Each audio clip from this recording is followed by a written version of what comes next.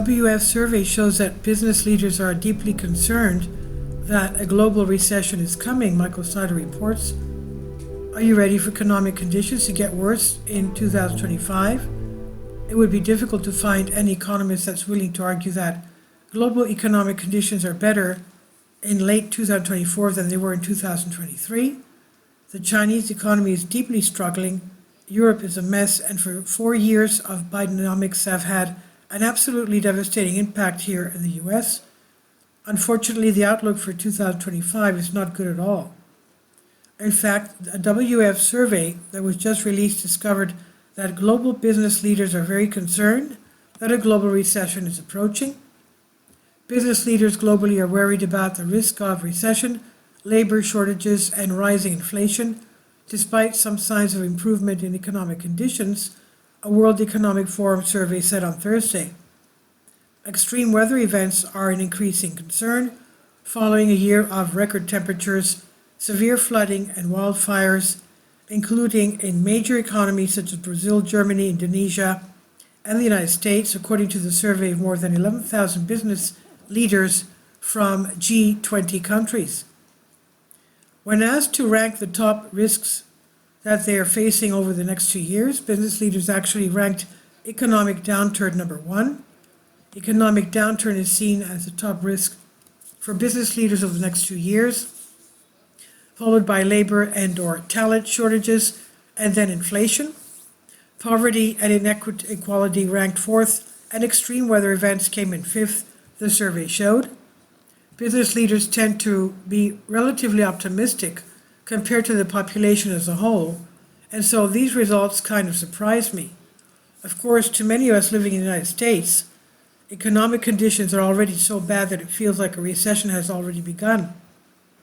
In August, roughly 60% of Americans said they believed the US was in a recession, according to a survey from Affirm. Further, in October, more than half of Americans said they were worse off than they were 4 years ago, according to a Gallup poll. If you're doing better than you were 4 years ago, you should consider yourself to be incredibly blessed, because the cost of living has been rising faster than paychecks have been, and so for most of us, our standard of living has been steadily going down. The Biden administration keeps telling us that the inflation is under control, but the truth is that core consumer prices have risen for 53 months in a row. The inflation story is far from over, no matter what the Fed or the White House claims.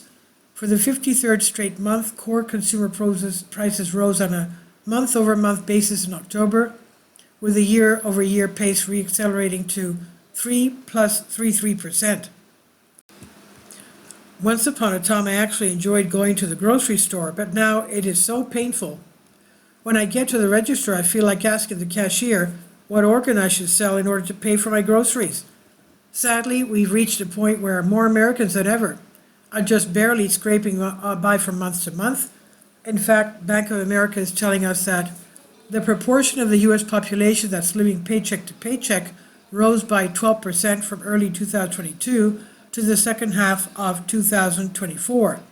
However, if you define paycheck to paycheck, more of us seem to be living that way. In the Bank of America surveys, the share of consumers who said they lived from paycheck to paycheck has gradually risen from about 35% in early 2022 to 47% in the third quarter of 2024. Obviously, economic conditions in this country have been trending in the wrong direction for quite a while.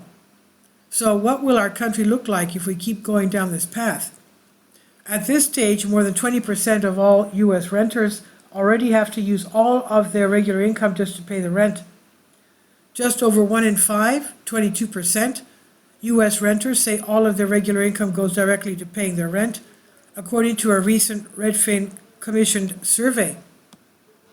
Working a second job is also a fairly common way for renters to pay housing costs, with 20% of renters citing that method. Nearly the same share, 19%, say they have worked a job they hated to afford rent. The bottom levels of the economic food chain are getting absolutely crushed. In a desperate attempt to stay afloat, many Americans are piling up staggering amounts of debt. According to the New York Federal Reserve, total credit card debt in the U.S. just reached another brand new all-time record high. Americans' credit card debt continues to climb, hitting a fresh record at the end of September, according to a new report from the New York Federal Reserve. Total credit card debt rose to $1.17 trillion during the third quarter, an increase of $24 billion from the previous quarter, according to the report. It marked the highest level on record in Fed data dating back to 2003. I have never seen U.S. consumers as financially stressed as they are right now. And now here come more layoffs. For example, we just learned that one of the largest private employers in the entire country has decided to send thousands of workers packing. Sticking with the job market, approximately 8,000 pink slips are about to go out at Cargill. The privately held company said it's laying off 5% of its global workforce.